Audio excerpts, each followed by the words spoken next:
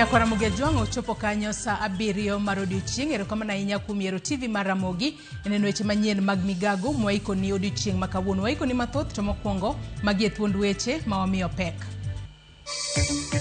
Come to restore and rededicate and consecrate these spaces which have been defiled by an attack of the goons who came to the church to attack. Tend kanisa Anglican obago alam mar puodho kanisa mar All Saints Cathedral bang' monj gi kweth njore dwe mokalo.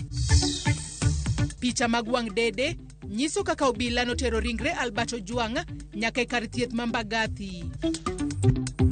Wawito kijana matin miluongo ni Ken. Oyude konindo to kwang'e ni tang' momiyo nindo. Wakwayo narita kwe mondo miyo bedie maber. Ng'ato achiel okwany ringre mare e chiro mang'ia kama wachore ni rochruok arita kwe osejimbore.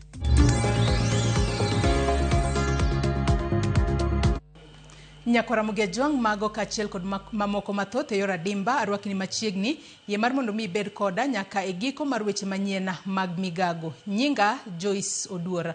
Kawachako en ni bura mar nek mar japuonj Albert Ojwang' dhi nyime e doho ma Kibra e odiochieng' mar adek kama apis jamin wach chwale joneno mamoko kendo medo nyiso pichni mag wang' dede malero gino manotimore ne Ojwang'. Wawinjane achiel kachiel kaka chenro no dhi nyime e doho.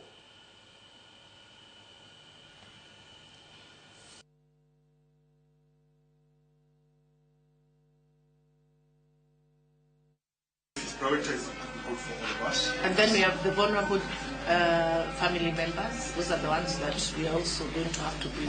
So we are protected and vulnerable. Can we get those on 15? Yes. All of them. How many? Like 4. 4. Civilians move very fast. They're not technical. Can we have 5 witnesses? If we sit at 9. Can you also share the names of the witnesses coming to enable them to prepare? Yes. So that you reduce your cross-examination. Yeah. All right. Thank you very much, everyone. Have a lovely day. Thank you.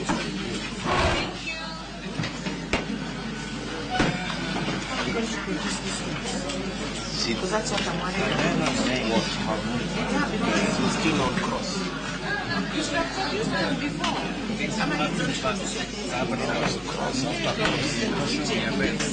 Cross. And in any event, you know the one who will cover this. Regarding unasema atakuja kupeana. Ajwang' wang'eyo ni bura makamano pod dhi mbele kendo jafwambo marwa Cynthia Onyango osebedo kaluonwa bura makamano achiel kachiel kama e nyim doho ma Kibra.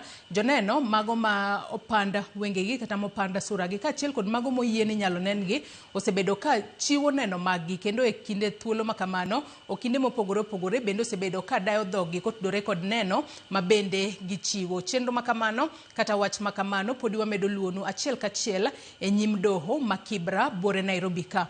Kawadhi mbele e weche mamoko en ni jatenda duond bura mar The People's Prosperity Party Eliud Owalo okwedo mokalo tim moluongo kaka jiwo jende kod wakeini e kor gwenge ma pachoka ma itimo kod jotelo masiro lwedo tend Kenya Kwanza.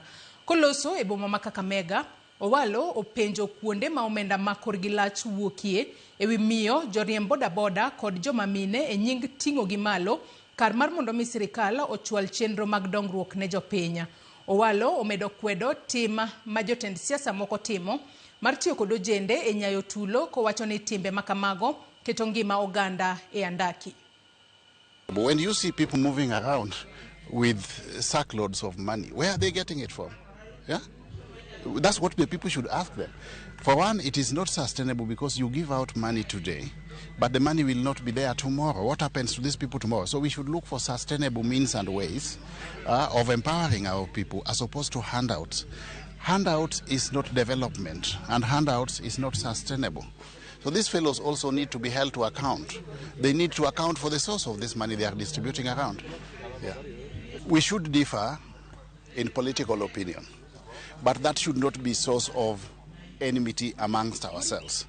It is so sad that certain politicians resort to utilizing youth to unleash violence on their opponents. To begin with, these are well-educated youth. Quite a number of these youth have gone to school up to university level. But because of lack of sources of livelihood, yeah, they are now being misused by politicians. It is wrong. Riwruok mar kanise e pacho kae NCCK koro dwaro mondo piny owacho oga kaka josiasa tiyo gi omenda e galamoro e campaigns mag siasa motelo ne yiero maduong' ma higa 2027. Jakom mar riwruogno e gwenge makadho wadh Nam Chumbi Peter Mwero dwaro mondo lok chike matayo kaka itiyo gi omenda e galamoro kendo mono josiasa mar tiyo arietha gi omenda auyaye e kinde campaigns. Koloso e county Makwale e romo mane okelo kanyakla jotend kanise mopogore opogore e county no, Mwero ochiwo siem ne ojende ma osebed ka imiyo asoya kendo itiyo godo marach gi josiasa.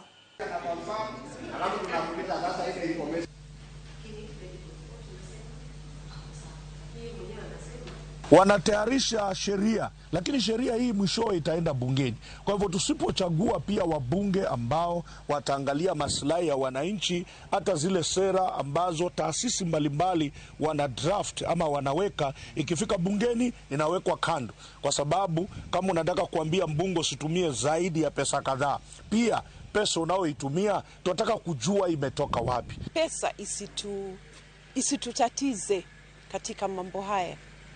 Ni waje na mikakati ambayo itazuia wanasiasa kutumia hiyo pesa kuwafanya wananchi kuwapigia kura ambazo baada ya hapo hakuna kitu kitafanyika kuendeleza huyu mwananchi. Tuna channels nyingi za kuwasilisha matakwa yetu ama hitaji letu. Hivyo basi vijana tunaomba ya kwamba tukaweze kuachana na wanasiasa ambao wanatupeleka katika direction ambayo haifai ya kuweza kuleta uharibifu katika jamii. Ten County ma Kisumu komakore gi riwruok mar Amref ochiwo masinde mag kompyuta matindo ma otisi ni tablets ne nyamrerwa e kor gwenge e county no kaka yor bero chenro mag chwalo thieth mapiyo kendo machiegni gi jopiny. Kaka ripota marwa Millicent Adhiambo leronwa, ondamo makama dhi konyo e fwenyo kendo kedo gi midekre mar dang'ni mar paro kaka yor kedo e yo ma omondo kendo thire e kor gwenge. Kane oloso e kinde nyasino, jatend migao mar weche thieth kod ngima oganda e kaunti ma Kisumu, Dr. Gregory Ganda, owacho ni okang' makama en achiel kuom ondamo mar chopo kare lek mag kedo gi tuoche ahinya to dang'ni mag paro kokalo kuom jiwo nyamrerwa mondo okony e fwenyo chiwo thieth makare kendo siro jotuo manigi dang'ni mag paro e gwenge e kinde momondo. Koro support community health assistance bogia miogi tablets, the digitization of community health assistance. In so doing, then we are able to diagnose mental illness early, prevent severe effects of mental illness, and integrate people who have mental illnesses back into the community so that they are not institutionalized, but they are part of our community. Dr. Ganda wacho ni counties kaka Kisumu kod Nakuru osechako keto e tim chenro manyien mar rakruok gi tuoche mag dang'ni paro e chenro ma osir gi kambi mong'ere kaka Johnson & Johnson kokalo kuom Amref, kowacho ni kopogore gi jiwo thieth ne tuoche kaka dang'ni mag paro, masinde matindo mag computers mong'ere kaka tablets gi biro bero chenro mag rango kod rito weche thieth e kor gwenge. To program mar kawuono obedo okel gi Johnson & Johnson gi Amref ma support mental health illness. Wang'e ni ji mang'eny mane hospital, nus man ji mane hospital, to almost 25% madonjo e outpatient gin gi mental illness. Gin gi depression, sometimes gin milongo ni anxiety, mang'eny chando gi, to gi affect kaka gitiyo. Koro mental health en gima duong' ka ma wadwa combat all the way from the community nyaka hospital. Tablets that are being provided here today to all the CHAS in Kisumu, they will improve the quality and completeness and tightness of reporting through the ECHI system, and will also help us to see how the data now is looking like. So when data is visible, you can quantify the need, you can identify the gaps, and you can make proper referral care pathways, and you plan your services well. Ewi mano omedo ni tend kaunti ma Kisumu oseketo tenge milion 600 e bero weche thieth e thuolo mar kindigni 5 nyaka 7 ka omendano oseti godo e chulo nyamrerwa, chwalo yedhe to kod loso tudruok makare gi riwruok mar Living Good ka Amref kod piny owacho mamalo joduto medo bero chenro mag thieth e kor gwenge ma pacho ka. Community health program te obed strengthened nikech sama en gi tablet ni okoti gi mental health kende orango gik moko mate matimre e community health. And over the last 5 or 7 years we have been able to invest more than 600 million shillings in community health. First of all in salaries alone or stipends for community health workers, but also for other things like products that are given. And we are doing this very closely with our partners Living Goods, who have been standing with us and giving us the technical support. We have also seen the national government come in strongly to also participate and fund community health, and that's why we are here, working as partners and working together with them to be able to improve both community health and also mental health. E kinde manyamreche to koro yango ni ondamo makama dhiketo gi ong'ala manyime mar tego kendo bero chenro mag chiwo thieth machiegni ni oganda e kor gwenge. Piny owacho kod Amref to koro yango ni bero sekta mar thieth chakore kod chiwo sir motegno ne nyamreche. Millicent Adhiambo, Ramogi TV, County ma Kisumu. Obila osechako timo nonro ewi nek makoch mar Kennedy Otieno, jadak e chiro mang'ia ma okwany ringrene kojwang' e chiro no otieno ma piny orugodo kawuono bang' wito ngimane e yo magalagala. Kaluwore kod johala kod jodak ma chiro ng'ia, rochruok arita kwe osejimbore kanyo, gino mathiro chenro mag wuoth kod ohala ni mar kweth mapoko yangi osebedo ka monjo jopiny kanyo, ahinya to e seche mag otieno gino moweyo ka gidak kod luoro. Ewi mano, gikwayo tend obila mondo otim lokruok mapiyo ne obila mosedak ahinya e tesend obila mang'ia kaka achiel kuom yore mag rido arita kwe e gwenge makono.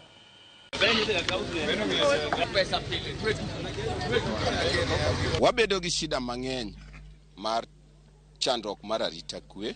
Ji mang'eny inegi area ni ikwanyogi. Sama kama wawito kijana matin miluongo ni Ken. Oyude konindo to kwang'e ni tang' momiyo nindo. Wakwayo na arita kwe mondo miyo bedie maber. Nikech kata minewa mauso bende yudo chandruok. Jodongo kata kijande mawuotho bedo gi chandruok. To kwanyal dak kama wawito ngima pile pile nikech ok en ma ok mokwongo. Ng'ia ka ikwanyo ji to pile. Koro ok wadwa sama ikwanya ji to wanoritwa gi polis. Ko wakwayo ni mondo jogi owil jogi and the number 2 gi mwakwayo ahinya kaka ng'ia. Giwilnwa gini obedo police post. Gichwalnwa gumalo mondo wabed gi mtoka mamarwa. Mondo jogi sama patrol to giyudo that is a time. Ni mondo omiwa arita kwe mojiwre mondo kik neg ji aoyaye kata yelo yel. So this is a quagmire. This is something that we didn't expect to occur again. So I am requesting Ruto to tell Kipchumba Murkomen mimondo oridnwa matin arita kwe maka. Ten kanisa mar Anglican ma Kenya obago alam kawuono e kanisa mar All Saints Cathedral mar puodho kar lemono tok monjo mane otim dwe mokalo gi kweth njore moro mane omonjo ganda moko mane golo paro ewi budget ma pacho ka. Bende gikwayo thuolo mar kwayo kwe kachiel gi rido chenro mag arita musiko motelo ne yiero mabiro higa manyien. Cleophas Oluoch ne ochopo e alamno kendo koro omiyo waler mathoth. Tarik 12 dwe mar auchiel, monj ne otime kanisa mar All Saints Cathedral.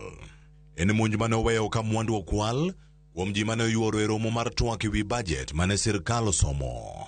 Tinende, jadolo maduong' Archbishop mar kanisa mar Anglican Jackson Ole Sapit ne otelo ne tend All Saints Cathedral e alam makende mar puodho kanisa bang' monjno. Sapit ne ochako gi sigana mar kaka ne oyudo ote e monj romo moro e kanisa no. And here we have come to restore and rededicate and consecrate these spaces which have been defiled by an attack of the goons who came to the church to attack. It's very emotional for me because that day was my birthday. And actually we were celebrating my birthday by planting trees, restoring our planet. We come and we realize and we heard from my car radio that the cathedral was attacked. You know, we could not imagine and believe. After that, Major Samoe, Philemon and I had a meeting with Nairobi DCIO together with Nairobi Regional Police Commander, a 1.5 hours meeting where we registered our complaints about the goons attack, and we were assured that investigations will be carried out and a report will be tabled.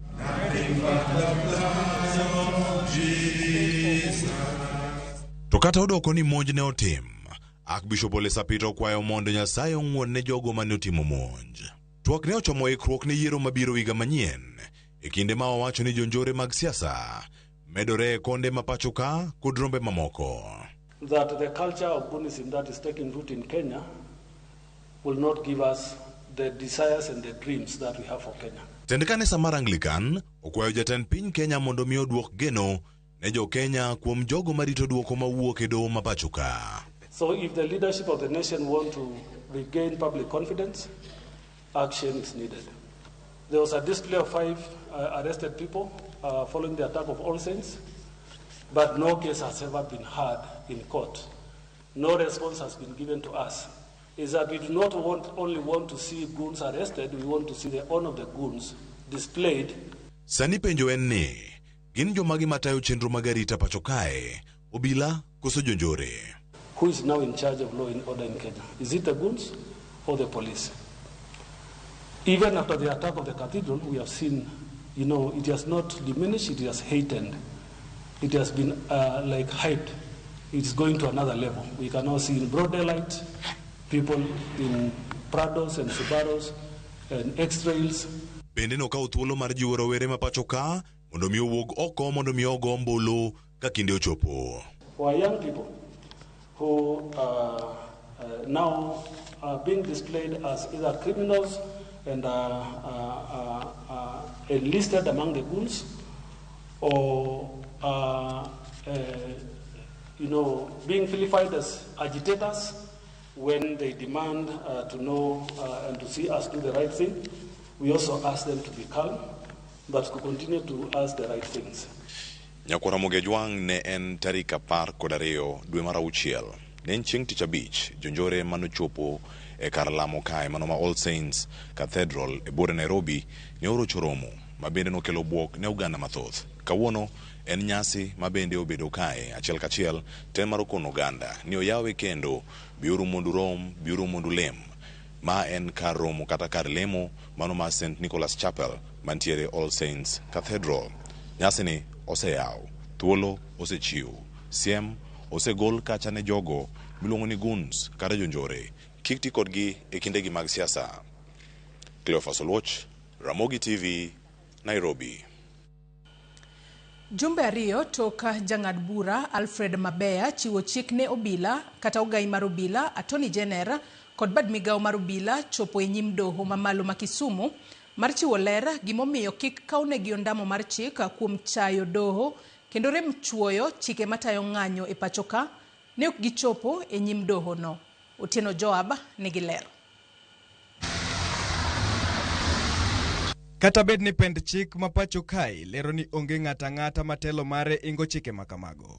Riwruogo kinde pacho kae LSK bade ma Kisumu oseyo gai mar obila, Attorney General kod bad migawo mar obila kuom rem chopo e doho dhi lero gimomiyo ok gichuogo chik matayo kaka ng'anyo owinjore tim kod kaka obila owinjore orit chenro mag ng'anyo. It's actually worrying a lot because today we are in Kisumu. We expected the AG and the IG to attend. Yesterday you saw in Nairobi, they were also attending the court. And this is all about failing to obey the court order. When the court gives an order, the expectation is that there has to be compliance. A disobedience of court order, especially with the bodies that, with the officers that have been given the highest authority in this republic, does not display a good conduct on their part. Ma bang jang'ad bura Alfred Mabeya miyo gi chik jumbe ariyo mokalo mondo mi gichope doho mamalo ma Kisumu, lero gimomiyo kik kawnegi ondamo mager bang chayo doho kendo koso chugo chikego. Kata kamano ne gioro kinde maggi ka Attorney General okil mare nyolero ne doho ni ne oyuoro e romo mar kuku mar jotend migepe. No. Even the AG she was to sit there. Orders have never been requests. So if you are here in persona, you take the stand, give the explanations. Whoever is here in persona for the IG, take the stand. Then we will make a decision. After you give the explanations, we hear what the other parties have to say, then we can give a decision, okay? Jotelo go nomi ndalo 90 mar chuogo chike makamago mabiro neno ni ok oroch ratich oganda e kinde ng'anyo gino magiserem timo. Bura makamano nomak gi jogo manoyudo hinyruok kendo manowito wedegi e kinde ng'anyo ma higa 2023 e bombe ma Kisumu, Homa Bay kod Migori. Burano ochan mar winj kendo tarik 25 dwe mar 9 higani, kama doho biro chiwe ng'eto mare e wi okang' ma ibiro kawne bad migawo mar obila, Ogai mar obila kod Attorney General.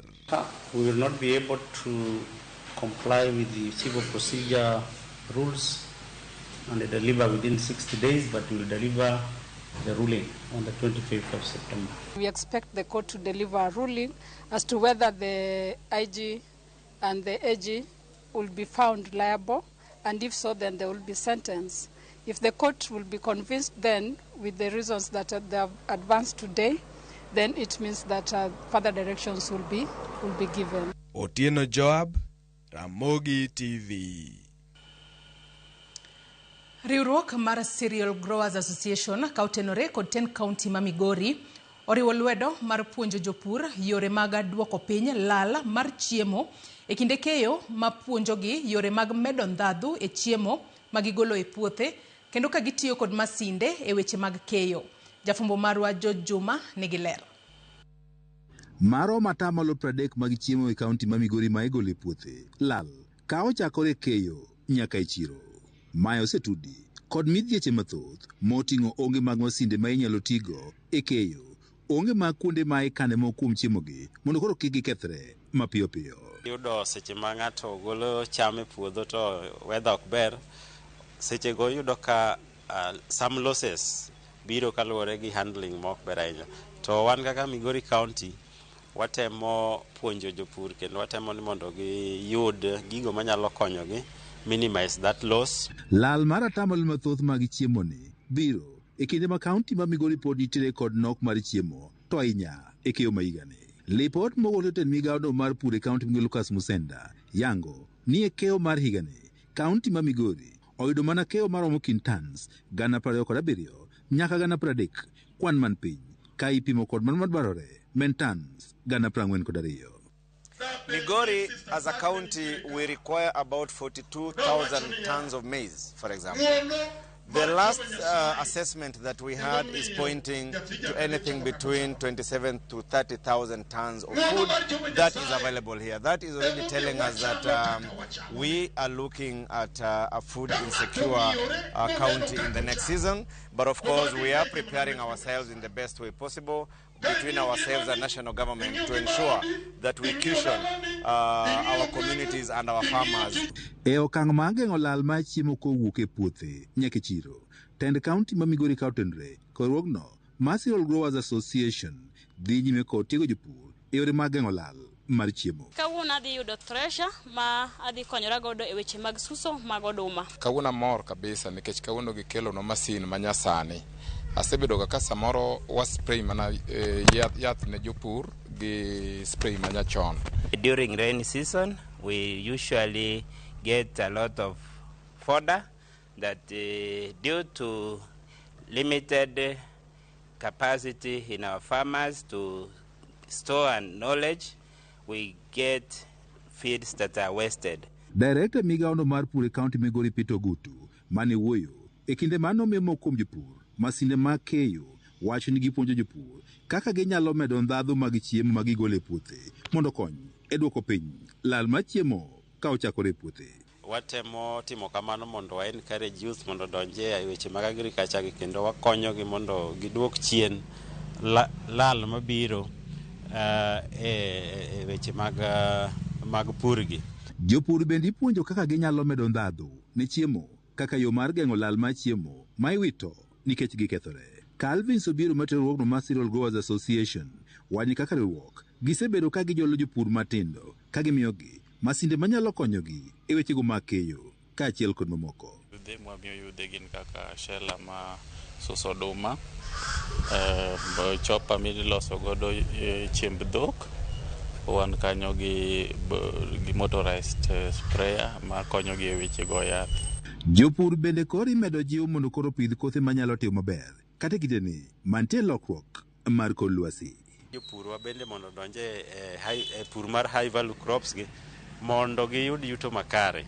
Kopogore go oduma ma pile pile ma ging'iyogo, watemo miyogi pur manyien, kothe manyien manyalo konyogi. We are introducing high quality, high yielding fodder crops like Junkao that we've purchased during this financial year. George Juma, Ramogi TV, Migori. Riwruog jotich e wath ma Mombasa koni maino manyocha giketo e tich emane osundo piny owacho chwalo negi omenda mambalanga midendo ni bonus maromo siling milion 700. Kotelnegi koda Paul Abisa gikoni hik omenda mar 2025-26 kwan containers mag osike mane odonjo kaachiel kod mago mane owuok e wadhno ne ochopo milion 2.24. Gipuoyo piny owacho kuom chwalo negi omenda makamano. Kako machielo bende gikoni winjruok maber manie kind jotich kaachiel kod tend wadhno emomiyo ne giyudo bonus makamano.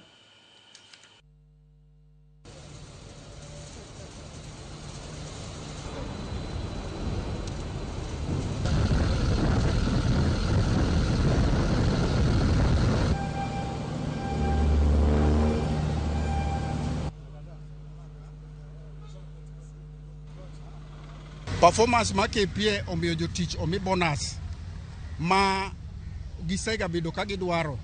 To bonus ni chiwe kaka tich otire maber. Nitiere parameters moket maka tich otire maber to sirikal miyo jotich bonus. Omiyo tich nyocho otire maber ma sirikal kopitia kuom president no chiwo directive mondo jotich kako osetiyo tich maber mondo migi bonus. And that is how we got bonus. Omiyo gi bonus gi duto okobiro nono, bonus go biro nikech tich maber. Captain Ruto tiyo tich maber kabisa. Opango tich, tije dhi maber, tich ber kabisa. Unano kada ka Kisumu loso. Unano kada mna kaka Lamu loso. The same way kako loso KPA. Right now we have got an MD who is friendly to KPA workers, friendly to KPA port users. And even if you want to see him and you get time with him, you will get to know this is a MD who is here to work for the people of Kenya, but not for a particular region. He is doing everything in order to make Kenya shine. He is doing everything in order to make all employees work without minimum supervision. Nyakwara Mugia Juang erokamano ahinya kuom kete Ramogi TV weche manyien mag migago asomane moko kuom ote ma ochwalonwa achiel kachiel gi sani. Lawi wuod Adore wacho ni en rinya oneno Ramogi TV e yo makare to ng'isa ka ni mosna ochoro ayoki ka en semereru. Ramogi TV ng'isa ka ni Joysan Kodi aneni makare migago lera Masara Singa Nyakwara Odongo mar wang' neno West Kanyamkago amoso babawa Singa Odongo kod jog Singa duto. Ote machielo king'isa nyingi wacho ni en Amilo saka ni joi penjina sirikal ni pesa mari inua jamii be entiere waleo gi nyithindo yawa. Mano Amilo, mano penjo mabenda ng'eni jogo mantiere sekta mar manitere sirikal emanyalo duoko. Okinyi Chogo bende wacho nono yo makare. George Henry bende wacho nono yo makare ka entiere ukwala. Nyakwara Mugia Juang med kete Ramogi TV akaw mana yuyo madundo gi sani aduoga dhi mbele kod weche manyien mag migago. Kik idhi mabor.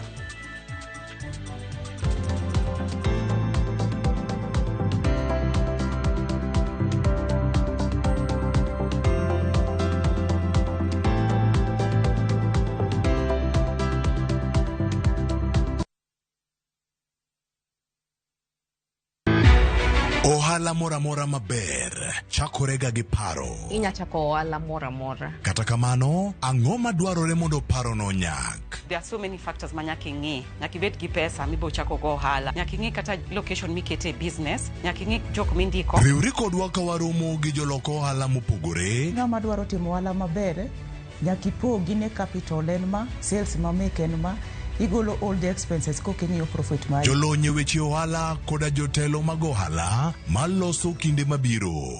Ohala kelo mwandu, nikech ohala miyo interact, iromo gi ji mopogore opogore. Ohala kelo mwandu, nikech omi ing'e gik moking'eyo. Bed gi lony koda ka weche manyien matimore e ohala. Ohala gi mwandu, kama paro manyien romo e gi thuolo manyien. Kod Cleophas Oluoch, tich ang'wen, saa 1:45 otieno, kik bai.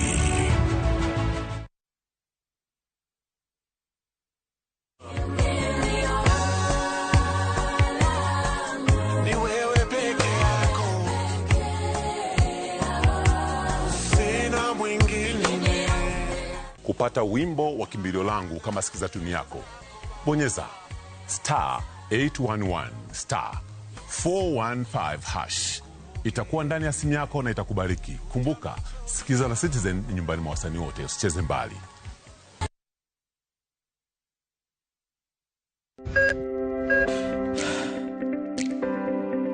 E chunyo gandawa, ngima mar delen mwandu maduong'ie moloyo. Mondo tekruok mar dende obed maber, ok gin ga gik matek. Gin gik maluongo ni lifestyle. Manyiso ga jotuo ni gigi ok gin gik minyiewo, gin na gik mitimo. We bedo gi kiawa, kendo chak bedo gi ng'eyo. Nachako chemotherapy. Side effects nen, yier wi nyaka lwar, constipation, chandi seriously.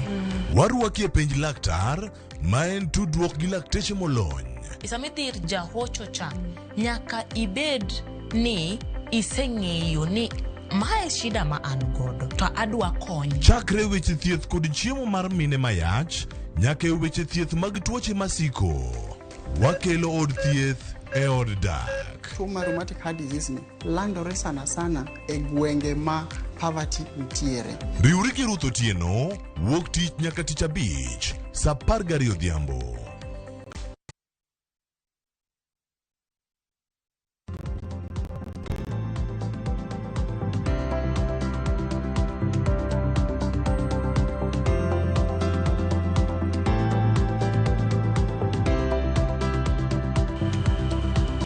Machiegni kendo e weche manyiena mag migago.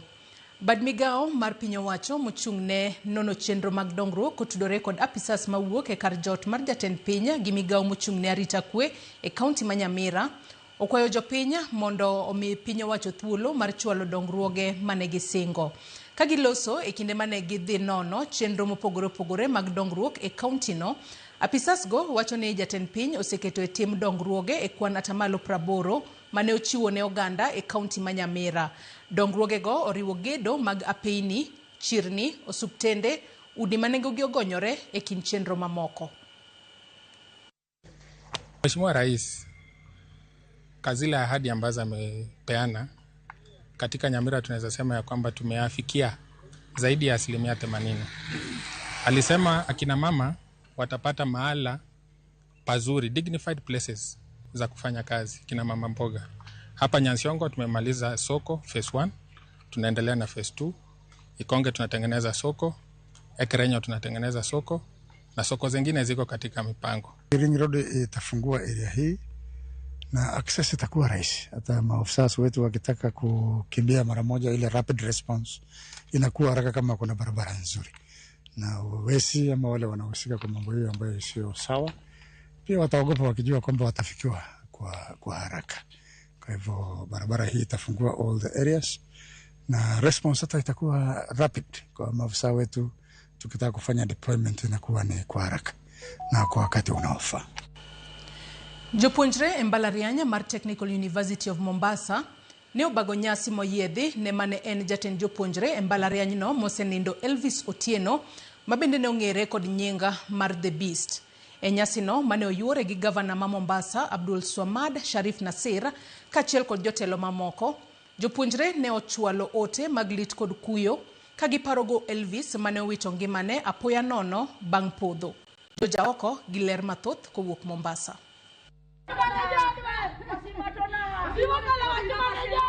Rumbi mar lit kod kuyo ne okwako kar thieth mapande Mombasa kumokanie ringre Elvis Otieno, mabende ne ong'ere kod nying mar The Beast, mane otho apoya nono bang' podho.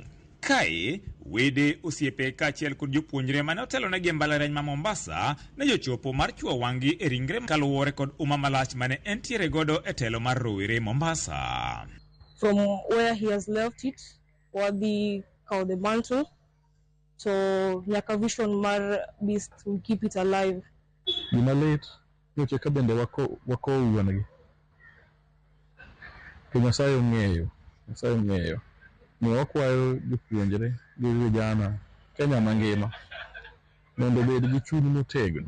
So kawuono wantiere gi kuyo maduong' kabisa kuom lalo achiel kuom jotelo madine wabedo godo jotelo mbele kucho to gi jotelo mineno kagi. Jogo mane nitiere gi geno, mane jo Kenya ne nitiere godo gi geno makiny. Social media te ywak. Nyaka jok manok wapar nong'eyo Beast ywak. Beast ne en ng'at ma chuny lilo.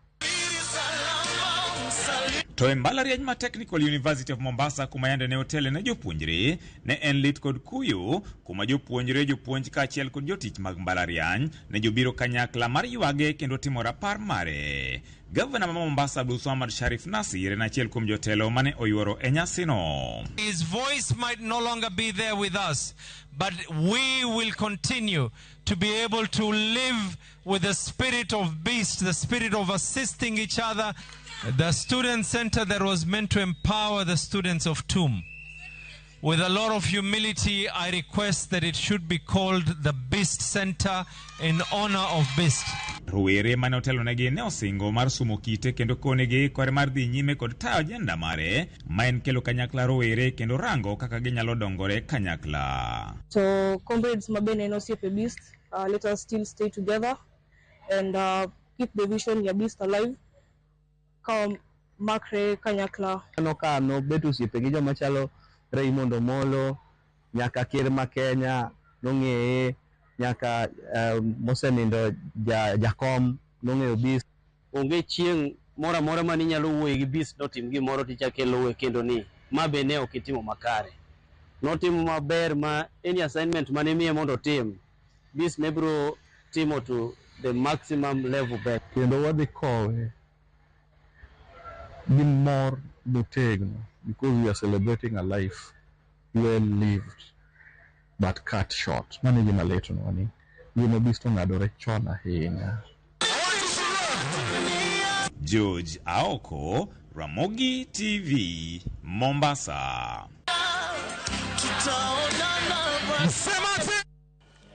En gino malit ahinya kendo wamedo chwalo ote mag kuyo kaachiel kod lit ne familia wede kaachiel kod osiepe ne rawera Elvis Otieno mong'ere kaka The Beast manowito ngimane apoya nono. Ne jopuonjre masomo e mbalariany mano mar Technical University of Mombasa bende wachwalo nu ote mag kuyo kaachiel kod lit ka wakwayo Nyasaye mar mondo mi oket chuny Elvis Otieno The Beast kama okwe.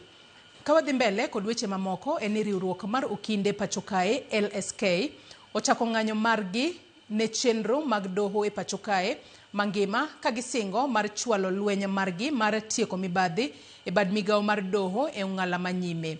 Kagitwa kod jofuamba weche oko mar doho mamalo mogik e bore Nairobi, okinde oseyo moko kuom joyal buche ma imieno gi chilo mag mibadhi kuom tiyo gi doho kaka ageng'a margi mondo kik timnegi nonro. Okindego wacho ni kaka geno mogik mar jopiny e yudo ratiro do nyaka bed maler ka pamba omiyo lweny margi mar keto joyal buche machilo ma mibadhi mieno biro dhi nyime nyaka giluok mibadhi e doho. LSK ojiwo jokanyo maggi mondo odhi nyime gi ng'anyo ne chenro mag doho nyaka bad migawo mochung'ne joyal buche mano JSC chop dwaro maggi. The court boycott is going on in courts across the country. Many lawyers have heeded the call of the Law Society of Kenya to take out their cases before the courts, and we are gratified that several judges and judicial officers have respected what LSK is doing, and several of our members have done so. Senior Counsel Bar in its entirety, without exception, stands shoulder to shoulder with the leadership of the Law Society on this all-important subject of demanding accountability, not only in performance, but the restoration of integrity and the elimination of corruption in the administration of justice. independence of the judiciary does not mean immunity from scrutiny.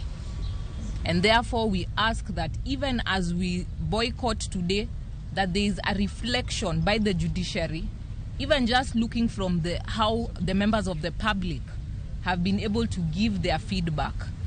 They need to sit down and omiyo gima watimo ni en nikech jopiny, ok en nikech wan be tijwa bedo matek sama mibadhi ng'eny e od doho, lakini joma hinyore mogik en jopiny maonge mwandu ma ginyalo miyo judges kaka asoya ni mondo omigi decision madhi korgi.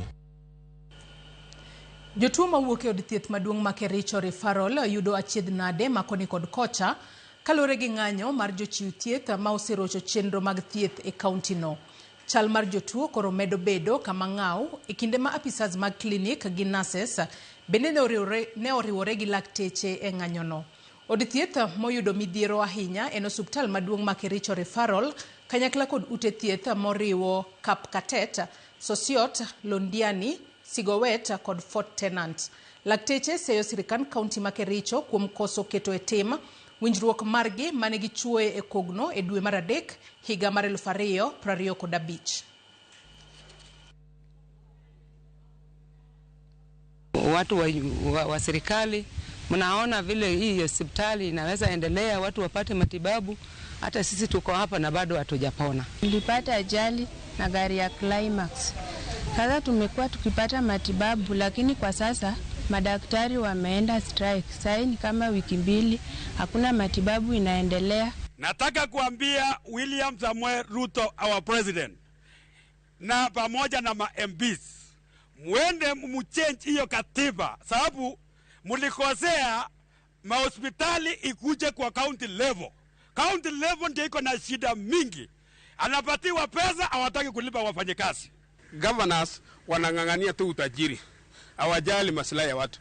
Tell me, somebody is just roaming around there doing empowerment. You are doing empowerment kwa sick people, na unaona watu ni wagonjwa badala usaidia wagonjwa. Hiyo hospitali ilifunguliwa mwezi kama kadhaa iliyopita, ilikuwa imefungwa na ikafunguliwa. Sasa hii imepakwa rangi imeng'ara, lakini hatuna wagonjwa hata mmoja katika hospitali hii. Kile kitu ambacho ningependa kuuliza, je, ni nani ambaye anakosa? Ni madaktari, ni wauguzi, ni wafanyikazi, ama ni wale watu ambao wagonjwa ambao wanakuja hospitali wanakosea katika serikali?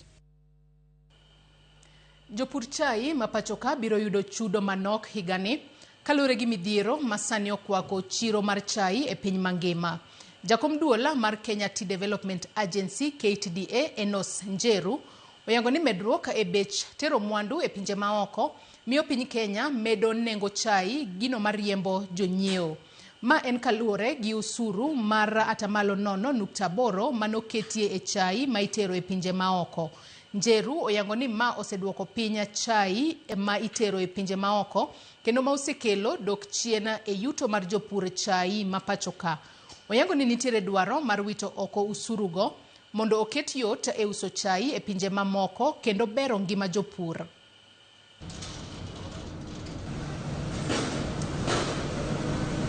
Tumekuwa tukiyaongea na nikiwaambia kwamba hii levy imekuja kupunguza mapato ya mkulima wa majani chai, na ndio maana tumekuwa tukiongelelea kwamba isimamishwe, sababu hii levy iliwekewa wanunuzi wa majani chai, na ilipowekewa wanunuzi wa majani chai waliacha kununua yale majani yako na bei ya juu, sababu inawaongezea cost upande wao. Na tulipoona majani yetu inunuliwi inarudi kwa warehouse, ndio tulikaa chini na tukaona factory zetu zitakosa pesa ya kulipa wakulima, especially pesa ya mwezi ambao huwa tunawalipa. The reason for introduction of this 0.8% na kuona inaweza saidia mkulima wakati mapato iko chini haikuwa mbaya. Lakini hata ile mkulima anagawiwa kama stabilization fund ni kidogo sana. Nyakwaramoge Juanga Juma Kajuma wakiloni chenro mar gwengewa kama kawuono en Ringa Kabondo e county ma Homa Bay. Wawinjane gima Millicent Adhiambo ni godo.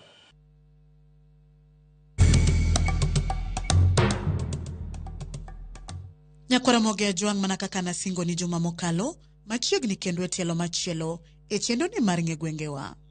Jumani, kalapapla mar ng'e gwenge owuok e kaunti ma Kisumu, kuma ofuyo ka owuok Molem oridore nyaka e gweng' mong'ere ni Ringa kata Ringa Kojwach mayudore e sub-county mar Achwonyo East e kaunti ma Homa Bay.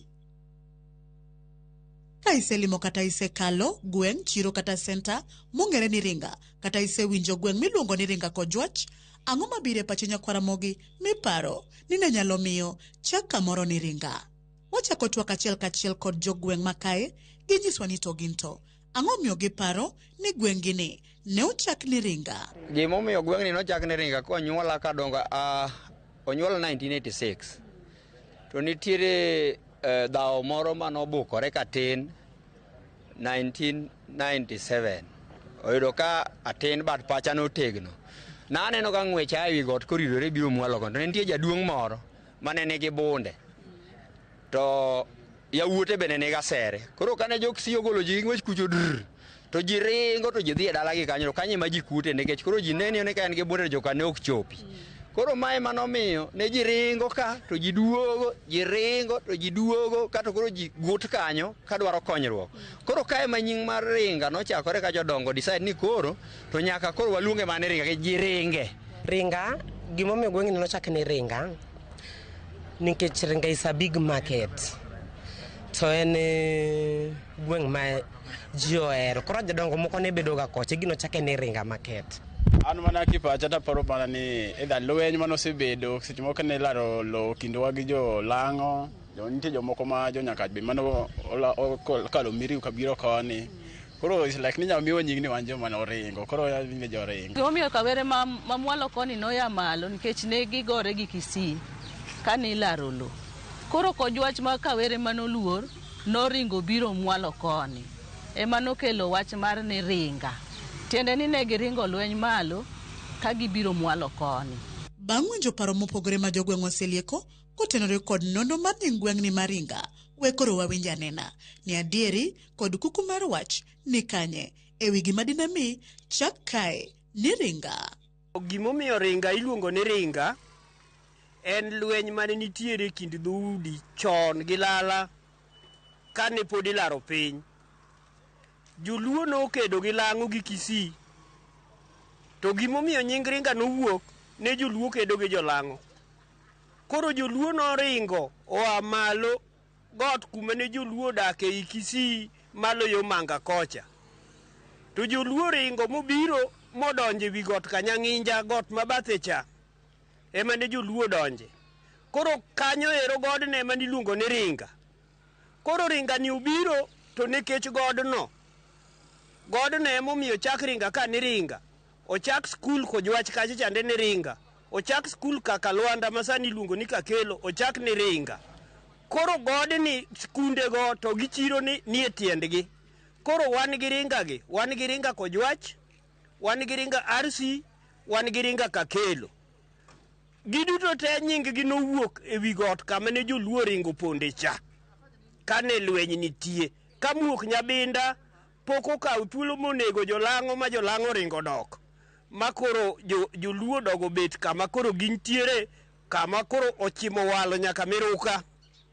E kama koro joluo dogo go e tong', kane giseringo gibiro koni. Kane muok Nyabinda osenego ji awach matemo malo ka, to joluo dogo mako malo kanyo. Ringa kata Ringa Kojwach Nyakwaramogi, humbe landore kod weche kata timbe mage. Wan ong'ewa gi pur mar rabuon kabisa nikech loche te ma Nairobi kopogore gi rabuon ma Sirari marwa ni mit saidi. Koro loche te go kaka kawo rabuon. Mane gimong'ewa go kabisa. Nying Ringa landre nikech biashara kaka an gi salon e Ringa ka. Koro Ringa en market maber. Jopur kelo gikgi ka gisepuro gikelo e Ringa then uso ma Ringa ok rach. Kaendi ong'ewa gi rabuon Mejali, watimo rabuon no mwa transport njugu ni kae, wan gi rabolo. Sani nya neno ka introduction mar omogo be nitiere, kothe machon ka be nitiere like bell nitiere, mago nitiere gi kothe manyien be wakomo sani. Joringa wan wang'ere gi gik mang'eny to ok mabeyo be nitie to mantie Ringa kibiro, ibiro yudo rabolo, ibiro yudo rabuon, njugu wantie godo. Wan kaka joringa ong'ewa gi timbe mabecho. Wapidho rabuon, wapidho rabolo, wapidho kitungu, wapidho bando, wapidho nyanya. Magi duto te omiyo nying ringo oselandore mabor nyaka Nairobi, to nikech ji nyaka Nairobi biro waro rabuon ringa ka, ji nyaka Nairobi biro ka oganda ringa ka to gi kothe mamoko. To dongruoge mage magweng' maringa osenyuole ngima jodak makae nyaka ne ochakre. Dongruok to ng'eny nikech ka are 1986 ringa nochakore gi ot achiel kato dhi ariyo. Mar adek tok mano budho kato koro dongruok ogweng'we china anyalo neno gorofa ringa ka, anyalo kwano gi 3 4. Manyiso ni wadongore saidi. To kendo osiptal bende ne onge to wayudo osiptande. Sikul ne onge, ji ne some tie yien. Tinda nyalo neno ka wan gi Ringa Boys, Ringa Girls, wan gi Ringa Primary, wan gi schools mang'eny. Ndara waneno kolosi, wan gi dukni aneno komedore, biashara bobendore, jomaya oko biro gi mwandu gi, aneno ka ringa okrach, ringa dhi maber. Dongruoge osebedo, chiro oselokore, skunde nitiere, wan gi Ringa Boys, nitie ka, wan gi Ringa Girls, koro dongruok to osegine sekta mar education to gi mar health. Kata bedo ni nitiere dongruoge achiel ariyo adek mamienjo e gweng' maringa kae, rem kod kwayo mage ma jogweng' pod ni godo, magi kwayo ni kokel e gweng' ni maringa, to ringa biro metni madongre chal kod gwenge mamoko. Ai, madam, gima thago waringa ka madaher man ong'e wach mar ng'e gwenge wa. Madam, security rach. Wan gi insecurity mapani ei Kenya ka, ringa moseloke OCSS mang'eny molo stations te. To wakwayo joma winjowa nikech ringo ketowa sani ma wan wawuok e chiro saa 1:30 josedhi. En beto nitie grup moro mosieko ka ma ok wang'eno kele to dhurnwa go ka kata gin nyithindewa mwanyuolo ni 47 brothers. Mama se 47 brothers ni. Wakwayo ni ka sirikal nena adier to gimany nwa 47 brothers gi momono ala dhi mbele nikech sani koro investors luor e ringa waka.